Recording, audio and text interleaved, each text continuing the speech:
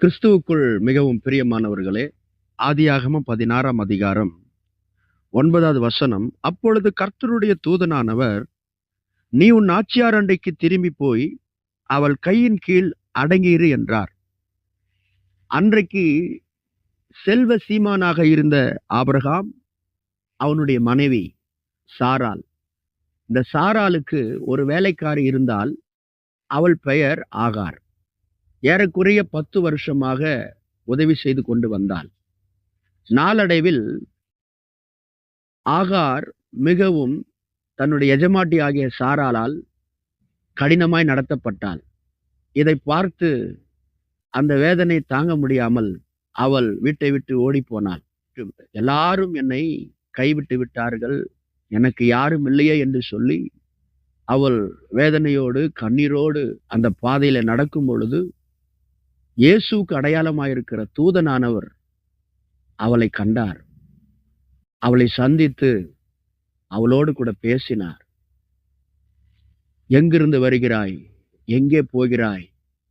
நான் உன் சந்ததியை மிகவும் பெருகப் பண்ணுவேன், அது எண்ணி முடியாததா இருக்கும் என்று சொல்லி கர்த்தர் அவளுக்கு வாக்கு கொடுத்து ஆறுதல் படுத்தி அற்புதமாய் அவளை வழிநடத்தினார்.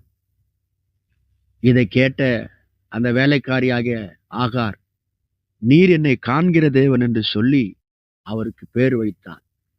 தேவன் சொன்னபடியே அவள் போய் அவளுடைய எஜமாட்டியின் கீழ் இருந்தால் அவள் ஆசீர்வதிக்கப்பட்டாள்.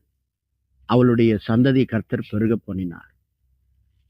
இந்த நேரத்தில் கூட நீங்கள் அநேக மனிதர்களால் நீங்கள் கடினமாய் நடத்தப்பட்டு கொண்டிருக்கலாம்.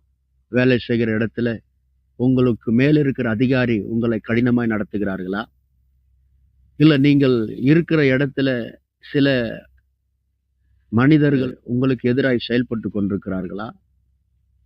இல்ல நீங்கள் போகிற சபையில உங்களுடைய உயர்வை கண்டு சிலர் பொறாமைப்பட்டு உங்களை அடக்கி கொண்டிருக்கிறார்களா? அதை பார்த்து நான் என்ன செய்ய போகிறேன், போய்விடலாமா, இந்த வேலையை விட்டு நின்று விடலாமா, இந்த இடத்தை விட்டு போய்விடலாமா என்று நீங்கள் யோசித்துக் கொண்டிருக்கிறீர்களா?